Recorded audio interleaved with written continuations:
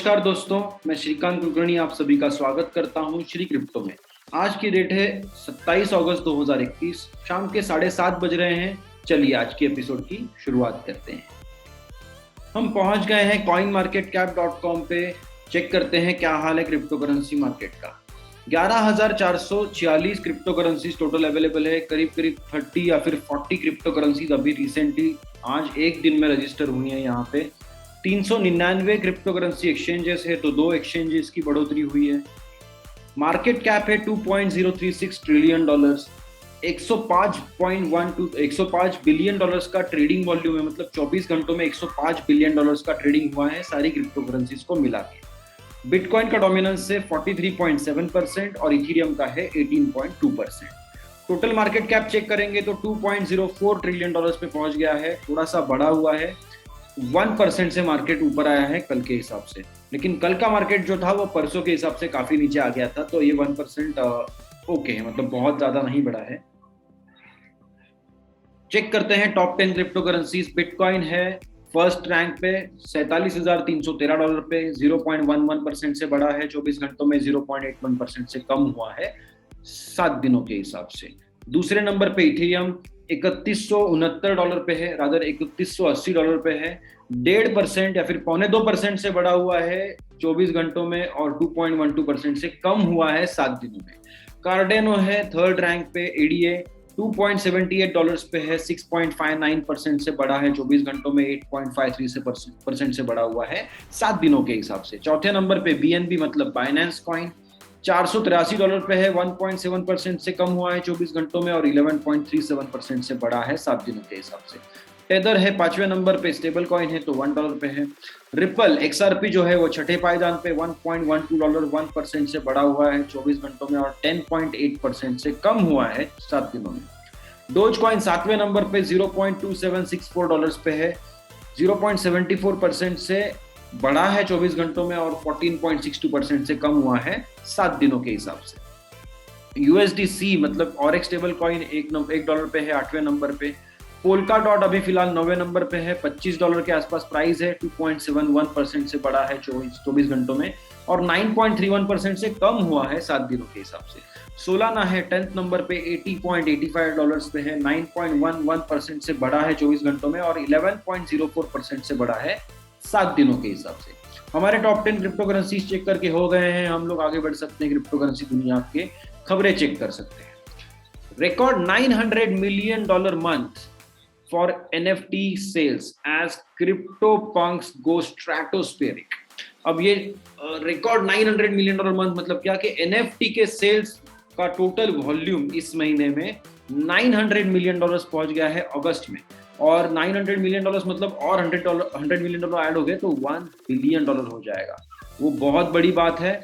और उसमें भी $900 मिलियन में $400 मिलियन सिर्फ एक कैटेगरी के हैं। एक कैटेगरी कौन सी? क्रिप्टो पंक्स करके एक कैटेगरी है NFTs की, जिसमें 10,000 NFTs थे। उसमें से काफी सारे तो लॉक पड़े हुए हैं। लॉक मतलब शायद बहुत लोगों के उनके प्राइवेट की गुम गई होगी, या फिर उनके वॉलेट उनको मिल नहीं रहे होंगे, कहीं पे लिख दी होगी, या फिर कुछ तो प्रॉब्लम हो गया होगा। तो ऐसे काफी सारे जो ट्रेडिंग में आए ही नहीं। तो 10,000 में से जितने भी ट्रेडिंग हो रहे हैं अभी फिलहाल, तो उसमें $400 मिलियन का ट्रेडिंग हो चुका है इस महीने में। तो बहुत बड़ी बात है। आपको एटलीस्ट NFTs का थोड़ा सा पढ़ाई तो करना चाहिए, क्योंकि ये फिलहाल बहुत जबरदस्त ग्रोथ दे रहे हैं। फनी न्यूज है, पीटर शिफ, ये जो एक्चुअली बहुत बड़े गोल्ड एक्सपर्ट माने जाते हैं, Peter Schiff wins debate over whether gold is a better store of value than BTC। तो एक डिबेट हो रही थी पीटर शिफ वर्सेस एक दूसरे बंदे हैं जो स्काई ब्रिज के फाउंडर है और पॉलिटिशियन भी रह चुके हैं, एंथनी स्कारामुची करके। तो ये डिबेट जो थी उसमें इनके मुद्दे जो थे पीटर शिफ के, और इन्होंने एंथनी ने जो मुद्दे रखे थे उनमें से सारों का स्टडी हुआ और ऑडियंस ने वोटिंग किया। तो वोटिंग के हिसाब से पीटर शिफ जीत गए, मतलब गोल्ड जीत गया इन शॉर्ट। तो इनका कहना क्या है? एक्चुअली पीटर शिफ जो है बहुत बड़े एक्सपर्ट है, सारी अच्छी चीजें मैं मानता हूं, लेकिन अगर सोने को अच्छा कहना है तो सोने को अच्छा कहिए, राइट? आपको क्रिप्टो को बुरा कहने की कोई जरूरत नहीं है, करेक्ट? जैसे अगर अभी समझो, अगर मैं बिटकॉइन का फैन हूं तो मैं जाके इथेरियम को गालियां देके क्या फायदा है? राइट? या फिर इथेरियम का अगर मैं फैन हूं तो मैं सोलाना को जाके क्यों वैल्यू दूं, या फिर पॉलीगॉन को जो सेकेंड लेयर प्रोटोकॉल है। तो ये थोड़ा सा गलत लगता है मुझे। अगर आपको एक चीज को सपोर्ट करना है तो उसी को सपोर्ट कीजिए, उसी को बड़ा कीजिए। दूसरी चीजों को बुरा भला कह के कोई चीज मिलने नहीं वाली है। भले ही पीटर शिफ कितना भी मेहनत कर ले, कुछ भी कर ले, बिटकॉइन का मार्केट डोमिनेंस बढ़ते ही जाएगा, बढ़ते ही जाएगा, बढ़ते ही जाएगा। मैं ये नहीं कह रहा हूँ कि हम लोग सोने की अंगूठी पहनना बंद कर देंगे या फिर ये सारी चीजें बंद नहीं होने वाली, लेकिन मेरा कहने का मतलब ये है कि लोग अभी फिलहाल जो गोल्ड कॉन्ट्रैक्ट्स में इन्वेस्ट करते हैं, राइट, कमोडिटीज मार्केट में जो कॉन्ट्रैक्ट्स मिलते हैं उनमें इन्वेस्टमेंट करते हैं। समझो एक एक कॉन्ट्रैक्ट अगर 4-4 लोगों को बेचा जा चुका है या फिर 6-6 लोगों को बेचा जा चुका है, और अगर कुछ इमरजेंसी आती है वो बंदे जाके क्लेम करते हैं, तब उनको पता चलेगा कि ये कॉन्ट्रैक्ट कितने लोगों को बेचा गया था। तो ये सारी चीजें जो कुछ पड़ी हुई है मार्केट में, you are not exactly touching the real asset, correct. सोना खरीदना है तो सोना खरीद के अपने पास रखो, राइट। अगर वो पॉसिबल हो तो बहुत अच्छी बात है। तो फिजिकल एसेट्स में खेलना है तो सोना बहुत जबरदस्त है। अगर आप ऑन पेपर एसेट खेल रहे हो, ऑन पेपर या फिर डिजिटली खेल रहे हो सोने के साथ, बहुत रिस्की है, मार्केट का कुछ कहा नहीं जा सकता। मैं फाइनेंशियल एडवाइजर नहीं हूँ, लेकिन थोड़ा बहुत स्टडी करके बैठा हूँ, इसलिए मैं ये बातें कह रहा हूँ। ये बातों के हिसाब से आपको इन्वेस्टमेंट करने की मैं नहीं बता रहा हूँ, these are only for educational purposes. तो आपको सिंपली स्पीकिंग क्या है कि किसी भी एसेट में इन्वेस्टमेंट करना है, वो एसेट आपके पास होना चाहिए, ठीक है। जैसे क्रिप्टो इन्वेस्टमेंट करो, आपको समझो आपने 0.0001 व्हाटएवर जितना भी है 0.1 बिटकॉइन आपने खरीद लिया, तो एक्सचेंज में मत रखिए, ठीक है। ये बेसिक सिक्योरिटी और बेसिक प्रिकॉशंस मैं आपको बता रहा हूँ। एक्सचेंज में मत रखिए, उसको निकाल के अपने पास एक आध वॉलेट होगा जिसका प्राइवेट की आपके पास होगा, एक्सेस पूरा आपके पास होगा, और आपने उसका सीड फ्रेज या फिर बैकअप फ्रेज या फिर बैकअप वर्ड्स जो होते हैं वो अच्छे से लिख के रखे होंगे। ऐसा वॉलेट आप, और उसका बैकअप फ्रेज, वॉलेट को डिलीट करके बैकअप फ्रेज से एक बार रिस्टोर करके देखिए। अगर रिस्टोर हो रहा है प्रॉपरली, अपने बैकअप फ्रेज का भी बैकअप लेके रखिए, डबल बैकअप। उसके बाद उस वॉलेट में एक्सचेंज से जो कुछ खरीदा हुआ है वो वॉलेट में ले लीजिए। एक्सचेंज में सिर्फ उतना ही रखिए जो आपको इमीडिएट रिक्वायरमेंट होगा, सेटिस्फाई करना होगा। समझो कि 10-15 हजार रुपए का बिटकॉइन वहां पे रखा, वो बेच के आपको कुछ खर्चा चलाना है तो वैसा कीजिए। या फिर एक्टिवली ट्रेडिंग कर रहे हैं आप, 2 लाख रुपए का ट्रेडिंग अमाउंट है आपका, तो उतना जो ट्रेडिंग अमाउंट है उतना वहां पे रखिए। जो आपको लॉन्ग टर्म होल्ड करना है, 10 साल के लिए, 4 साल के लिए, 15 साल के लिए, 1.5 साल के लिए, जितना भी है लॉन्ग टर्म अगर होल्ड करना है, अगर आपको 15-20 दिन से ज्यादा होल्ड करना है, 3 महीने से ज्यादा होल्ड करना है, तो आप वॉलेट में रखिए, एक्सचेंज में मत रखिए, हमेशा याद रखिएगा, ओके। जैसे हम लोग सोना लेने जाते हैं, अगर सोने की अंगूठी लेते हैं, फिर सोने का छोटा बिस्किट ले रहे हैं, कॉइन ले रहे हैं, तो लेने के बाद सोनार के पास हम लोग वो रख देते हैं, पैसे ले लेते हैं, और सोने कॉइन भी उनके पास रख देते हैं कि कॉइन लेके निकलते हैं, राइट। सिमिलरली एक्सचेंज में पैसे देके आपने बिटकॉइन ले लिया, लेकिन आप एक्सचेंज में ही रख देते हो, वहां पे गलती हो जाती है। और पता नहीं अगर वो एक्सचेंज हैक हो गया, कुछ भी प्रॉब्लम हो गए, फाउंडर्स भाग गए, उनके ऊपर कुछ रेगुलेटर्स का एक्शन हो गया, कुछ भी हो सकता है, राइट। या फिर उनके जहाँ पे सर्वर्स थे वहां पे भूकंप आ गया, फायर हो गया, आग लग गई कहीं पे उनके जहाँ पे कोल्ड स्टोरेज थे वहां पे। तो बहुत सारे प्रॉब्लम्स हो सकते हैं इसमें। कोई इंसान बुरा, कोई इंसान भला, कुछ ऐसा मेरा कहना नहीं है। ये कह रहा हूं कि आप अपने हिसाब से प्रिकॉशन लीजिए, दूसरों के ऊपर डिपेंड मत रहिए, ओके।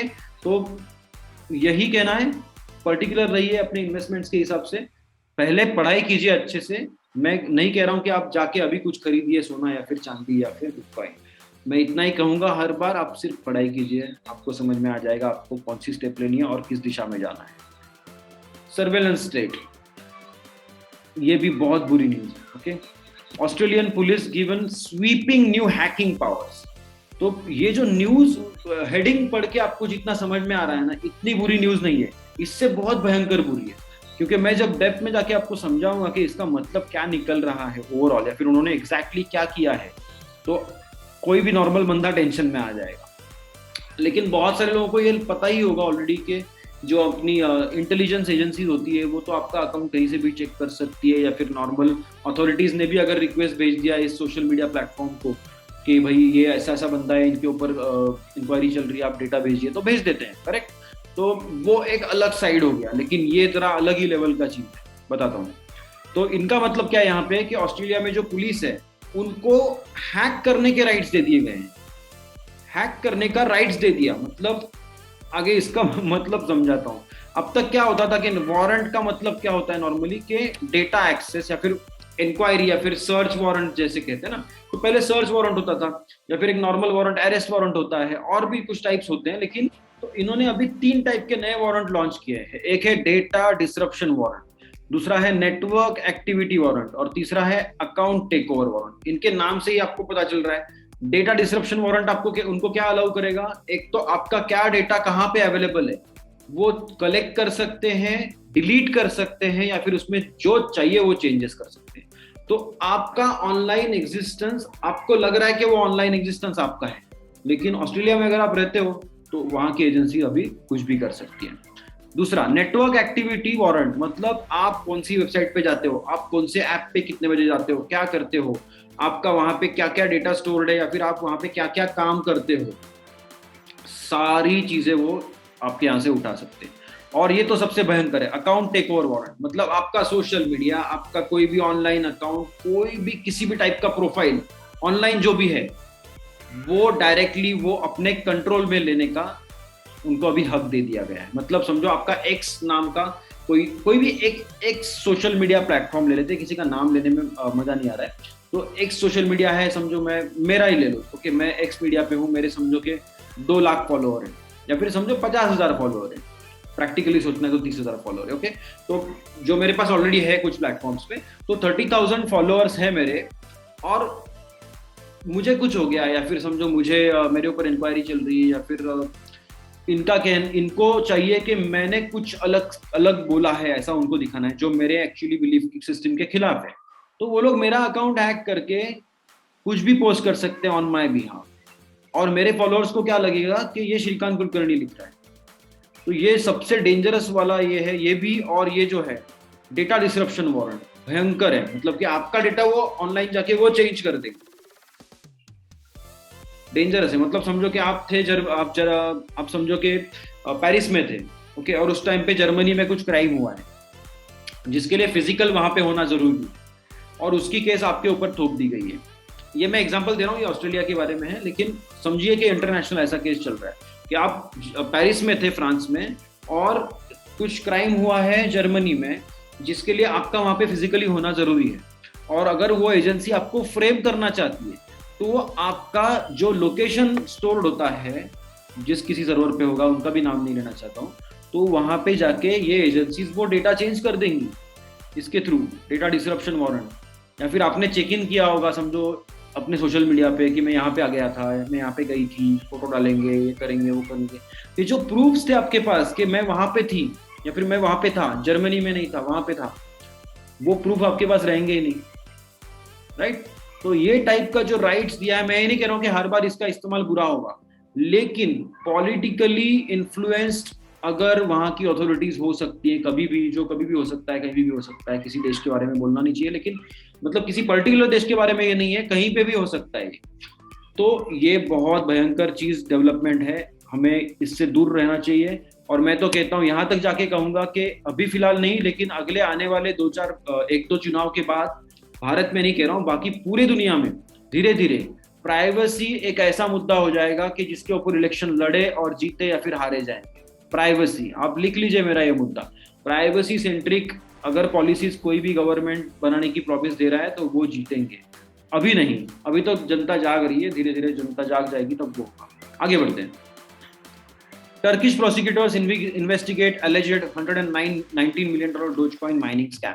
तो यहाँ पे इनको बताया गया था बंदों को कि आपका पैसा कितना हो जाएगा, यहाँ पे दिया था कुछ तो 40 या जस्ट अ सेकंड, हाँ, तो 100% रिटर्न्स 40 डेज में, 40 दिनों में पैसा दुगना ऑलमोस्ट, राइट। तो ये तो बिलीव हो ही नहीं सकता किसी को, कैसे किसी ने बिलीव कर लिया मुझे पता नहीं, लेकिन ऐसे क्रिप्टो में बहुत सारे ऐसे हैं जो कुछ तो लोग बोलते हैं 3 दिनों में पैसा डबल, 30 दिनों में पैसा डबल, 90 डेज में पैसा डबल। ये सारे स्कैम्स है, आपको इनकी तरफ बिल्कुल ध्यान नहीं देना है इतने। और कोई भी अगर आपको बोल रहा है कि आप इतने पैसे दीजिए, मैं उसको इतना % आपको दूंगा, तो ये परसेंटेज देने का जो राइट है ना, वो राइट लीगली नॉर्मल कंपनीज के पास नहीं है, वो सिर्फ बैंक्स के पास है। और बाकी इस टाइप की जो कंपनियां होती है उनके पास होता है। फाइनेंशियल कंपनीज का काम होता है, वो नॉर्मल टेक्निकल कंपनी ये सब काम नहीं कर सकती, इलीगल होता है उनके लिए। तो परसेंटेज तो आपको कोई कंपनी नहीं दे सकती, प्रॉमिस कर ही नहीं सकती। ओके, तो वो आप देखिए ही मत। अगर जैसे मैं उस दिन बोल रहा था कि फ्री बिटकॉइन, ये अगर वर्ड दिख गया कहीं पे भी, फ्री बिटकॉइन ये वर्ड दिख गया, तुरंत वो वेबसाइट बंद कर दीजिए। ओके, सुनना ही नहीं है आगे, कुछ पढ़ना ही नहीं है। कोई फोन करके बोलेगा अरे भाई तू इतने यहाँ पे लगा, कुछ मत कर, ऐसा कर वैसा कर, आपको फ्री बिटकॉइन मिलेगा, ठीक है बाय बाय थैंक्स। तो वहां पे ध्यान देना बंद कीजिए ऐसे लोगों की तरफ और ऐसे चीजों की तरफ, क्योंकि परसेंटेज आपको कोई नहीं दे सकता। आपको अगर माइनिंग करनी ही है तो माइनिंग के लिए बहुत सारे लेजिटिमेट प्लेटफॉर्म्स अवेलेबल है, जहां पे आप माइनर्स को रेंट पे ले सकते हैं, लीज पे ले सकते हैं, या फिर दूसरी कंपनियां होती है, आईसीओ आते रहते हैं रेगुलरली की जो माइनिंग करने वाले हैं, आईईओ आते हैं। तो आपको एक तो खुद से माइनिंग कीजिए या फिर भरोसेमंद कंपनी में माइनिंग के लिए इन्वेस्टमेंट कीजिए। ऐसे यहाँ वहाँ कहीं पे भी जाके इतना फास्ट तो माइनिंग में आउटपुट नहीं आता है, ठीक है। 100% कमाने के लिए आपको 2 साल तो लग जाएंगे, एकदम मिनिमम 2-3 साल लग जाएंगे। ओके, तो ये संभाल के करना है। और छोटे मोटे अमाउंट में माइनिंग नहीं होता, 10-15 हज़ार रुपया, 1-आध लाख रुपया डाल के भी माइनिंग नहीं होता है। उसके लिए प्रॉपर जेन्युइन एक तो ASIC सर्वर्स लेने पड़ेंगे कि जो बहुत महंगे, 2-4 5 6 7 8 10 15 20 25 हज़ार डॉलर तक जाता है वो एक डिवाइस। ओके, अलग अलग है, इसलिए मैं कह रहा हूँ कि 2000 से स्टार्ट होता है और आगे तक जाता है। तो ये सब चीजें नॉर्मल छोटे पैमाने पे करना बहुत टफ होता है। कर सकते हैं लेकिन वो प्रॉफिटेबल नहीं होता है छोटे पैमाने पे। और भारत जैसे देश में जहाँ पे इलेक्ट्रिसिटी का रेट इतना ज्यादा है, वहां पे तो ये इजीली प्रॉफिटेबल नहीं होता, ये मैं डायरेक्टली कह सकता हूँ। आगे बढ़ते हैं। ये सब स्कैम्स के तरफ ध्यान मत दीजिएगा, अपना पढ़ाई कीजिएगा। इन्वेस्टमेंट करना है तो भी पहले एनालाइज कीजिए क्या टीम है, कौन है, किस तरीके से बात कर रहे हैं। आप ऑनलाइन आके आप चेक कर सकते हो, इतने अच्छे अच्छे प्लेटफॉर्म्स आपके पास है, कॉइन टेलीग्राफ है, कॉइन डेस्क है, news.bitcoin.com है, वहाँ पे जाइए। फिर जाके coinmarketcap.com पे जाके पूरा चेक कीजिए, उस प्रोजेक्ट के बारे में क्रॉस चेक कीजिए, न्यूज़ क्या क्या आई है, कहाँ पे आई है, आलतू फालतू वेबसाइट्स पे आई है या फिर प्रॉपर जेन्युइन वेबसाइट्स पे आई है, वो सारा चेक कीजिए। अगर टीम मेंबर्स का नाम क्या है, वो लिंक्डइन पे अवेलेबल है क्या, दूसरे किसी सोशल मीडिया पे अवेलेबल है क्या, कितने फॉलोअर्स है, इससे पहले कौन सी कंपनी चलाते थे या फिर ये पहली कंपनी है, ये सारा चीजें चेक करने के बाद ही आपको उसके बारे में सोचना है। तब तक सोचना भी नहीं है, ओके। नहीं तो फिर ये ऐसे हाल होते हैं जैसे अभी ये $119 मिलियन लेके भाग गया, राइट। या फिर अपने इंडिया में भी हुआ था, अलग अलग माइनिंग के स्कैम्स हुए थे, मेरे भी पैसे गए हैं उसमें, ऐसा यानी मतलब मेरे भी डिसीजन रॉन्ग हुए हैं शुरुआत में करियर में। और वहां पे जो रॉन्ग डिसीजन हुए थे उसी को सुधारने के लिए मैंने अच्छे से पढ़ाई की, इस डोमेन का अच्छे से स्टडी किया, तब जाके मुझे समझा कि अरे ये तो हमें लिटरली चुना लगा के भाग गया। और वो जो बंदे थे जिन्होंने ये सारा काम किया था वो तो कोर्ट से बेल लेके निकल गए, और ऐसा वैसा कोर्ट भी नहीं, बड़े वाले कोर्ट में से, सबसे बड़े कोर्ट में से इंडिया के। तो ये बहुत स्ट्रेंज है कि एक तरफ रेगुलेटर्स कहते हैं हमें आपको बचाना है, इन्वेस्टर प्रोटेक्शन, ये ABCD उल्टा सीधा कुछ ना कुछ बकबक करते रहते हैं, और एक्चुअल जब टाइम आता है इन्वेस्टर्स को बचाने का या फिर इन्वेस्टर्स का पैसा वापस करने का, उस बंदे से लेके या फिर उस कंपनी से लेके वापस देने का, तो वो तो मैंने अब तक कहीं देखा नहीं है कि कहीं पे हुआ है। तो ये करते क्या है रेगुलेटर्स, वो हमें देखना चाहिए या फिर ये सोचना चाहिए। आगे बढ़ते हैं। Jim Cramer, Coinbase stock is cheap, put 5% of your portfolio in crypto. तो ये जिम क्रेमर जो है, ये मैड मनी एक शो आता है CNBC पे, उसके होस्ट है, और इनका कहना ये है कि कॉइनबेस का जिस तरीके से IPO एग्जीक्यूट हुआ वो बहुत प्रॉब्लमेटिक था। कॉइनबेस को इतना सारा शेयर्स बेचना नहीं चाहिए था, थोड़ा सा खुद के पास रखना चाहिए था या फिर थोड़ा बहुत बायबैक करना चाहिए था। उसके वजह से कॉइनबेस का स्टॉक का प्राइस बहुत कम हो गया है। तो लोगों को वो सजेस्ट कर रहे हैं कि आप ले लीजिए कॉइनबेस का स्टॉक या फिर कॉइनबेस के शेयर्स, क्योंकि आगे जाके वो बढ़ने ही वाले हैं, ठीक है। ये साइड में रखते हैं। और उनका अलग नेक्स्ट सजेशन ये है कि क्रिप्टो करेंसी में अभी आपको अपना 5% पोर्टफोलियो का लगाने में कोई हर्ज नहीं है। ये दो उनके सजेशन से हम लोग आगे बढ़ते हैं। ये मेरे सजेशंस नहीं है, मैं डायरेक्टली कोई सजेशन नहीं दूंगा, सिर्फ पढ़ाई करो, यही बोलते रहूंगा बार बार। Cuba regulates the use of virtual assets for commercial transactions. ये बहुत अच्छी न्यूज़ है कि वहाँ की जो सेंट्रल बैंक है उन्होंने अच्छी सी नियमावली वगैरह बना के दे दी है कि अगर लाइसेंस देना है किसी भी कंपनी को क्रिप्टो में काम करने के लिए तो क्या क्या उनको करना चाहिए। ऊपर से कमर्शियल ट्रांजैक्शंस में अगर आपको क्रिप्टो यूज करना है तो उसको क्या क्या कैसा रिपोर्ट करना है, कितना टैक्सेशन होने वाला है, ये सारा चीज उन्होंने बता दिया है। अब क्यूबा में अच्छी खासी ग्रोथ हो सकती है ऐसा लग रहा है। DeFi protocol tranches surpasses $1 billion total value locked in 2 months। तो डीफाई भी रुकने का नाम नहीं ले रहा है, वहां पे एनएफटी रुकने के नाम नहीं ले रहे, दोनों में बहुत अच्छा ग्रोथ हो रहा है। ओवरऑल प्रोजेक्ट्स का भी ग्रोथ हो रहा है, इन्वेस्टर्स का भी ग्रोथ हो रहा है, और इसकी वजह से टेक्नोलॉजी भी थोड़ा सा नेक्स्ट लेवल पे जा रही है। ओके, क्योंकि अभी कल की ही न्यूज है, एक दूसरा प्रोटोकॉल है कि जिसका यही टोटल एसेट्स लॉक जो है उसमें उसका वैल्यूएशन $1 बिलियन में पहुंच गया सिर्फ 5 दिनों में। लॉन्च होते ही 5 दिनों में $1 बिलियन पे पहुंच गया, और अभी ये लॉन्च होने के 2 महीनों में $1 बिलियन पे पहुंच गया। एक कंपनी को एक यूनिकॉर्न बनने में, मतलब $1 बिलियन से भी ज्यादा आगे जाने के लिए सालों साल लग जाते हैं बहुत सारी कंपनीज को। आप चेक कीजिए चाहिए तो कि कौन से स्टार्टअप को कितने साल लगे थे इंडिया में, या फिर रशिया में, या फिर चाइना में, या फिर यूएस में। तो 2 महीनों में या फिर ऐसे 5 दिनों में तो इम्पॉसिबल है। दुनिया के सारे रिकॉर्ड्स तोड़ दिए उस कंपनी ने कि 5 दिनों में $1 बिलियन के आगे पहुंच गया, और ये सिर्फ क्रिप्टो में ही पॉसिबल है। आप स्टडी करते रहिए, बहुत मजा आएगा आगे जाके, क्योंकि आज समझो आपको अभी कुछ अपॉर्चुनिटी शायद से ना मिले, लेकिन मे बी अगले 5 सालों में मे बी कुछ ऐसी अपॉर्चुनिटी आपके सामने आ जाए। समझो आप लॉयर हो और आपने अगर क्रिप्टो का थोड़ा अच्छे से स्टडी करके रखा है, और मे बी आपको एक लीगल पर्सपेक्टिव से किसी प्रोजेक्ट को एनालाइज करने के लिए एक आध प्रोजेक्ट आ जाए, उसके बाद में 10 आए, उसके बाद में 100 आए। मे बी आप सीए है तो इस दिशा में आपको काम करने को मिलेगा, आप सॉफ्टवेयर डेवलपर तो आपको क्रिप्टो में उसके हिसाब से भी काम करने को मिलेगा, आप अगर टेस्टर हो तो आपको उसके हिसाब से भी काम करने को मिलेगा, आप प्रोजेक्ट मैनेजर हो तो आपको इसमें भी प्रोजेक्ट मैनेजर का काम करने को मिलेगा। तो बहुत सारी अपॉर्चुनिटीज है करियर वाइज, इसलिए आपको ये सब चेक करना चाहिए, थोड़ा सा तो एटलीस्ट स्टडी करना चाहिए, एटलीस्ट चेक करना चाहिए कि क्या मुझे इसमें से कोई चीज पसंद आ रही है काम के हिसाब से, वो देखिए। How bitcoiners should watch the fades Jackson Hole symposium. तो ये तो हमने कवर किया था आई थिंक 3 दिन पहले, तो अभी फिर से कवर करने की जरूरत नहीं है। आगे बढ़ते हैं। British billionaires family office to bet more money on crypto. अब ये तो फिक्स्ड है, राइट?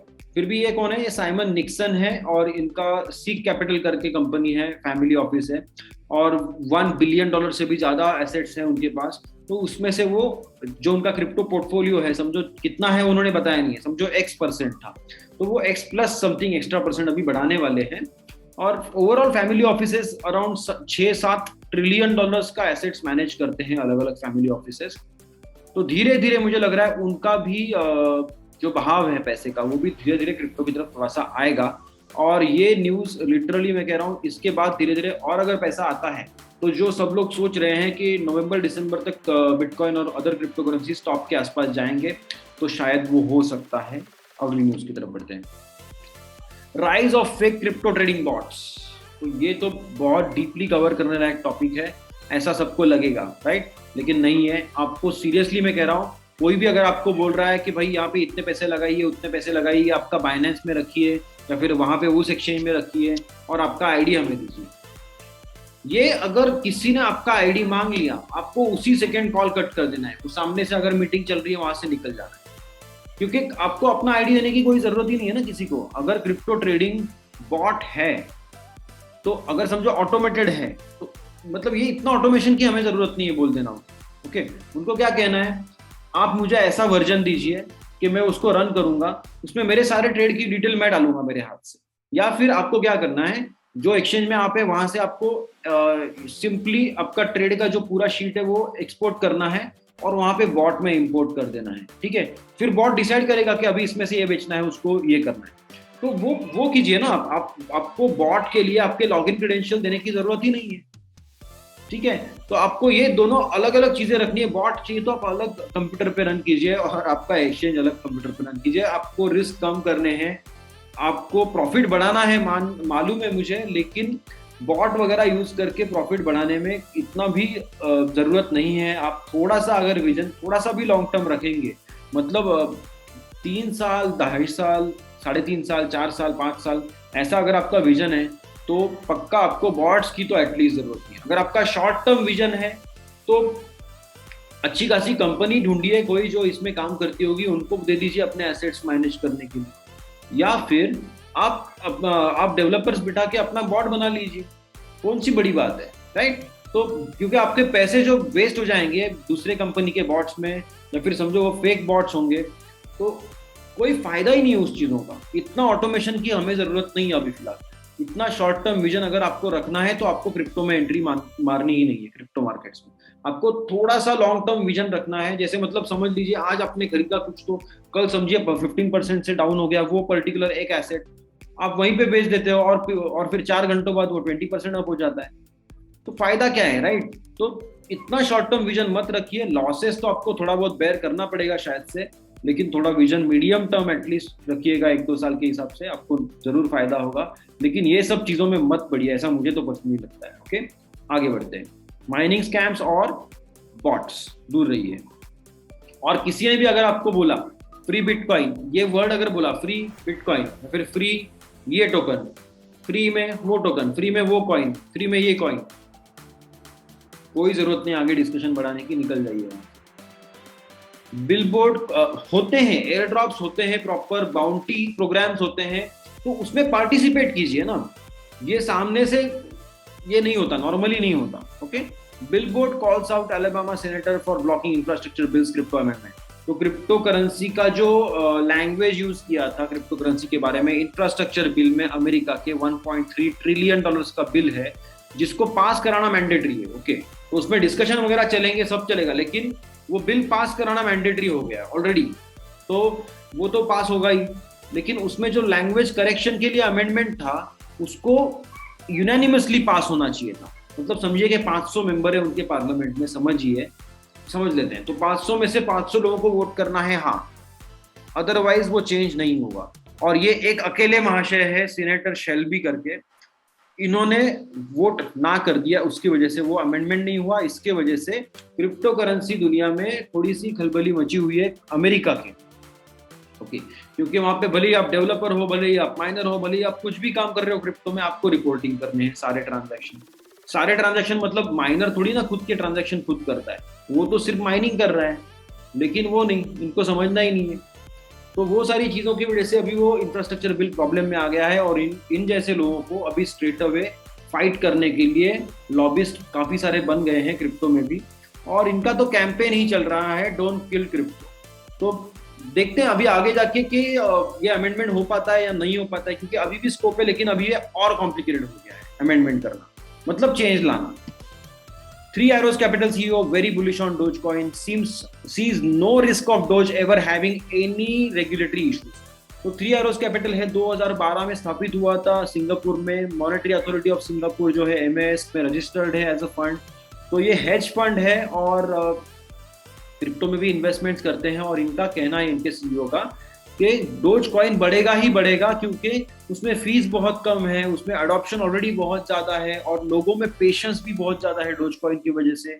और डोज कॉइन का जो कम्युनिटी है बहुत पहले से है। ओके, मतलब dose coin is older than Ethereum से भी पुराना है डोज कॉइन।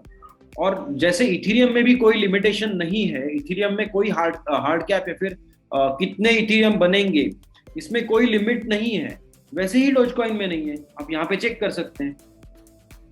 बिटकॉइन में लिमिटेशन है कि 2 करोड़ 10 लाख ही बनेंगे, ठीक है। 1,87,98,906 ऑलरेडी बन गए हैं, तो अभी जो 89.52% ऑलरेडी बन गए, बाकी कितने थोड़े बहुत है, ठीक है। नेक्स्ट देखेंगे अगर आप, तो इथीरियम में कोई लिमिटेशन नहीं है, 117 मिलियन ऑलरेडी रेडी है, और इसको कोई लिमिटेशन नहीं की और कितने बनेंगे, ठीक है। और यही बात डोजकॉइन के बारे में भी है, 131 बिलियन डोजकॉइन सप्लाई है अभी करंटली, और इसमें कोई लिमिट नहीं है। यूएसडीसी में भी नहीं है, डॉट में भी नहीं है, सोलाना में भी नहीं है। तो इन सारों में अगर लिमिट नहीं है, बीएन में भी नहीं है, तो सिर्फ डोजकॉइन को ही बुरा भला क्यों कहा जाता है, राइट। तो ये थोड़ा सा अजीब लगता है मुझे कि ऐसे बहुत सारे क्रिप्टो करेंसीज है कि जिसमें कोई लिमिटेशन नहीं। अरे रुपीज में भी लिमिटेशन नहीं है, आरबीआई जितना चाहे उतना छाप सकता है। यूएस डॉलर में लिमिटेशन नहीं है, अभी आप देखेंगे आगे जाके कितना वो लोग छाप रहे हैं। एक मिनट दिखाता हूँ आपको, अभी आया था ना वो सिम्पोजियम का न्यूज। हाँ, तो सिम्पोजियम का न्यूज देखिए, ये लोग 120 बिलियन डॉलर्स का बॉन्ड परचेस कर रहे हैं करंटली हर महीने। 120 बिलियन डॉलर मतलब करीब करीब 9 लाख करोड़ रुपए होते हैं। तो है कोई लिमिटेशन डॉलर की क्वांटिटी पे? नहीं है। तो डॉलर को भी बुरा भला कहिए, डोज कॉइन को क्यों सिर्फ बुरा भला कहने? आगे देखते हैं। तो सिंपली स्पीकिंग मेरा कहना यह है कि डोज कॉइन को बुरा भला कहने से कुछ मिलने नहीं वाला है। ऐसे बहुत सारे क्रिप्टो करेंसीज है कि जहाँ पे छोटे मोटी क्वांटिटी है या फिर अभी फिलहाल छोटी क्वांटिटी है लेकिन मिंटिंग चलने वाला है बहुत दिनों तक वगैरह, तो उसका ध्यान मत दीजिए। कितने लोग उसको यूज कर रहे हैं पहले देखिए। ओके, तो इनका कहना ये भी है कि डोज कॉइन इस तरीके से बनाया गया है कि शायद से रेगुलेटर्स के साथ कुछ इनका पंगा नहीं होगा, क्योंकि कोई सेंट्रल कोर ही नहीं है। जैसे बिटकॉइन को सेंट्रल कोर नहीं है, कोई कमिटमेंट, कोई कंपनी नहीं है कि जो बिटकॉइन मैनेज करती है, वैसे डोज कॉइन की भी कोई ऐसी कंपनी नहीं है कि जो मैनेज करती है। इसीलिए उसके बारे में अच्छा सोच रहे हैं कुछ लोग। ये अच्छी न्यूज है। US county treasurer accept crypto currencies for campaign donation. तो अमेरिका में जो इलेक्शन कैंपेन होते हैं तो डोनेशन तो सब पार्टीज मांगती ही है ना, अलग अलग बिजनेसमैन से, इंडिविजुअल्स से। तो उसमें 2014 से ही परमिशन दे दी गई है कि आप क्रिप्टो करेंसी में एक्सेप्ट कर सकते हो डोनेशन। सही है, मतलब आप यहाँ वहाँ हर जगह पे क्रिप्टो करेंसीज को बुरा भला कहिए, लेकिन जहाँ पे पॉलिटिक्स का सवाल आ गया, तो इलेक्शन का सवाल आ गया, तब आप कहते हो 2014 में ही आपने बोल दिया है कि नहीं नहीं आप एक्सेप्ट कर सकते हो। अब ये भारत में नहीं हुआ है, लेकिन एक टेंडेंसी मैं दिखा रहा हूँ कि कैसी होती है पॉलिटिशियंस। तो इन्होंने एक्सेप्ट करना चालू कर दिया है। ये लेक काउंटी है, वहाँ की इलिनॉय नाम का राज्य है, वहाँ पे है। और ये एक्सेप्ट कर रही है bitcoin, bitcoin cash, dose coin, light coin और भी ऑप्शंस दे रखे हैं उन्होंने कॉइन बेस के थ्रू।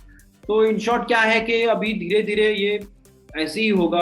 आप टैक्सेस भर पाओगे, आप डोनेशंस दे पाओगे, आप फीस भर पाओगे, लेकिन अभी उसको थोड़ा टाइम लगेगा भारत में आने के लिए, ऐसा मुझे लग रहा है, क्योंकि यहाँ पे अब तक कोई रेगुलेशन नहीं है। मैं तो कह रहा हूँ कुछ डेफिनेशन ही नहीं है। तो पहले इनको डिफाइन करना पड़ेगा कि क्रिप्टो क्या चीज़ है, या फिर डिजिटल करेंसी क्या चीज़ है, या फिर क्रिप्टो करेंसी क्या चीज़ है। डिजिटल एसेट्स आपको उसको डिजिटल एसेट बोलना है, आपको उसको डिजिटल प्रॉपर्टी बोलना है, आपको उसको कमोडिटी मानना है, या फिर पेमेंट सिस्टम मानना है। इसमें से एक कुछ तो उनको डिफाइन करना पड़ेगा क्रिप्टो को, और फिर वो आगे बढ़ सकती है गाड़ी।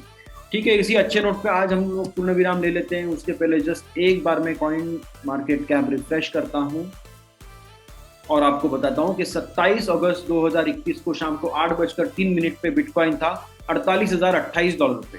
मैं श्रीकांत कुलकर्णी आपको अलविदा कहता हूँ आज के दिन के लिए। कल के एपिसोड में पक्का मिलेंगे और बहुत सारी खबरों के साथ और क्रिप्टो मार्केट अपडेट के साथ। तब तक के लिए buy the tips and order. Bye guys.